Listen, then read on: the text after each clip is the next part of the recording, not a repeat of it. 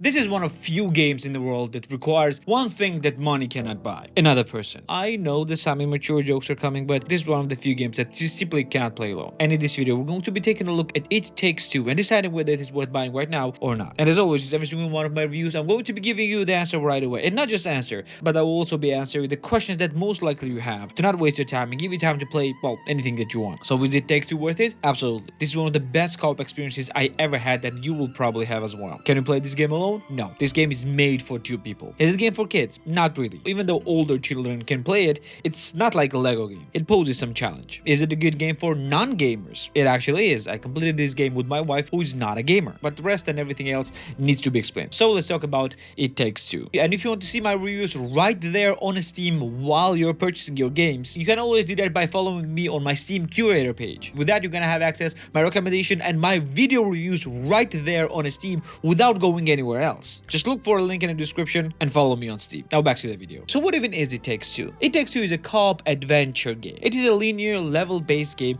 where you're playing as husband and wife. And the main character's relationship is very tense, but they're right there on the verge of divorce, and the child wished them to be together, and for some reason they turn into those dolls, and now they have to go to different adventures to become humans again. That's really spoiler-free overview of the story. Don't worry, there are not gonna be any more spoilers here. The game is primarily happening in a third person, when you and your friend and your partner, depending on with whom you're playing, to have a choice to play either with wife or with a husband. Now that choice actually matters because both of them have completely separate gameplays. Even though you're playing together, going through levels together, you do have separate roles. So that's an important distinction. None of those roles are actually easier or more difficult, they are just different. And game is actually level based. You're going through different levels and each level is completely unique and different, not just their look and environmental wise, they're also different in a gameplay perspective as well. In this game, you have almost all kind of gameplay mechanics that you have seen in all the other games. You have a platforming, racing, fighting. By fighting, I mean 2D fighting. You have some puzzles. You even have an isometric RPG-like level like in Diablo. And these gameplay mechanics are absolutely beautiful and unique. And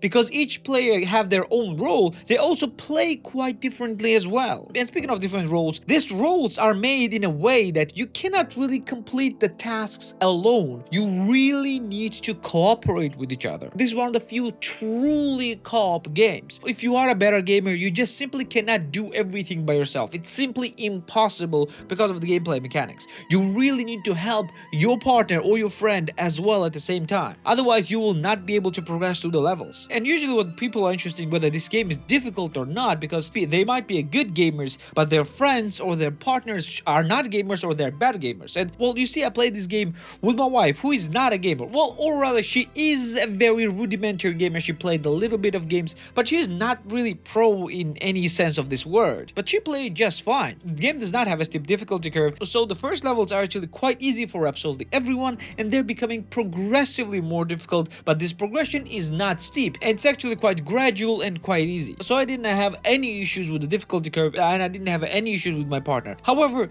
there is one thing that you really need to understand. This game will frustrate you a lot, especially if you are a better gamer. Because yeah, this game is all about cooperation and all about helping each other, but not all of us are actually good at communicating or cooperating. And this game is actually made to teach you that, how to cooperate effectively, how to give commands or suggestions more effectively. And if in the beginning it will frustrate you a lot, near the end you might actually learn how to do that, which might actually strengthen your relationship as well. It might have done with mine, but I really cannot tell. Now, speaking of gradual difficulty, each level is absolutely completely different from each other. And I'm talking about they're like playing like completely different games. I really don't want to spoil a lot of different gameplay mechanics, but man, this game like hooks you and keeps you because it's giving you more and more different stuff and better and better and better stuff, and keeps you wanting to come back for more and more. And not just you, your partner as well. But none of those things would matter if the story was bad. But in this case, I actually quite enjoy it. Characters are really memorable. There are not a lot of characters, and most characters are a single level characters that you're gonna see on one level and never see them again. But every character, good guys, bad guys, even some villains, are actually very interesting and quite beautiful. So it goes triple to the main characters. The characters that you're playing with are very deep and they have very deep background, they're very deep story, and puts you in their shoes quite well. And their story is not for children as well. Now, well, there's no profanity and there's no violence and things like that, but some themes and some words and some scenes there, it's very difficult to understand unless you're grown up or with a family. So yeah, not gonna lie, the story actually touched me very deeply. But there is also one thing that you need to know. There is one way to play the game that will always be far more superior than the second way to play a game, because yeah, you can play this game in two different ways. Well, it will always be better in a couch co-op than play it with anyone who is on a distance. Yes, you can play this game online, but the couch co-op will always be far more superior. For that reason, this game is actually a little bit better on a console than it is on PC, because PC is primarily made for a single person to enjoy. Well, yes, you can always do couch co-op on a PC, but on big screen, it's completely different thing. If you have an ability to play your PC games on a big screen, I highly suggest you to do that, because this game absolutely deserves that. But everything good or bad can be forgiven or forgotten if the price is right. So how much game actually cost you? So It Takes Two has a base price of $40. This is a $40 game, but on a deep sale you can actually get it for just $10. Is it worth for $10? Absolutely. But there is also one additional value for this game. When you buy this game, you are actually getting a second copy of the game for absolutely free to send it to your friend. So you really don't need to play this alone. So you don't really need to pay for your friend as well. So you're basically getting two games for the price of one. Now that other friend will only be able to play with the people who already have the original copy. That needs to be said, but still, it's basically two games for the price of one. Game is also not extremely long to keep you frustrated for a really long time. It will last around 10 to 15 hours based on how fast you're playing this, and you can actually extend it a little bit more, up to 20 hours if you're researching everything in the game. But it's also important to know that you can actually replay this game by playing with the second character, because again, second character has a different gameplay, so it actually will feel a bit different when you're playing with other characters. So that actually needs to be taken into account. So overall, is this game worth it? Absolutely.